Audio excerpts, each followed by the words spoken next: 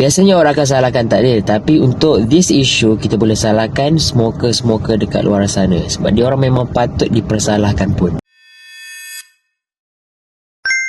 Baru-baru ni ada satu isu di mana dia bangkitkan tentang third hand smoker. Korang tahu tak apa itu third hand smoker? Dia ada 3 kategori biasanya. First hand, second hand dengan third hand smoker. Yang first hand ni, yang ni adalah perokok tu lah. Tapi yang second hand ni biasa orang tahulah. Contoh kalau kita ada kawan, kita berbual dengan kawan kita tu, dan kawan kita waktu kita tengah berbual tu dia tengah hisap rokok. Ataupun korang pergi dekat mana-mana public area kan, waktu tu korang lalu dekat, contoh dekat kaki 5, by the time korang lalu tu ada orang merokok dekat kaki 5 tu. So secara tak langsung korang menghidu asap rokok tu, korang adalah second hand smoker. Tapi untuk third hand smoker ni yang ramai tak perasan. So biasanya third hand smoker ni dia secara tak langsung dan benda ni macam tak nampak. Dan benda ni yang paling merisaukan mak ayah, lagi-lagi mak ayah yang ada anak kecil kan, lagi-lagi baby yang sangat sensitif. Sebab situasi third hand smoker ni kita boleh bayangkan, contohnya si ayah tu hisap rokok, alright, memanglah si ayah tu hisap rokok dekat luar kan, dekat luar rumah. Setiap kali dia nak hisap rokok, dia akan pergi ke luar rumah. Tapi bila dia masuk rumah tu, dia tak cuci badan, dia tak pergi mandi, tak. Jadi segala nikotin asap-asap rokok tu masih lagi ada dekat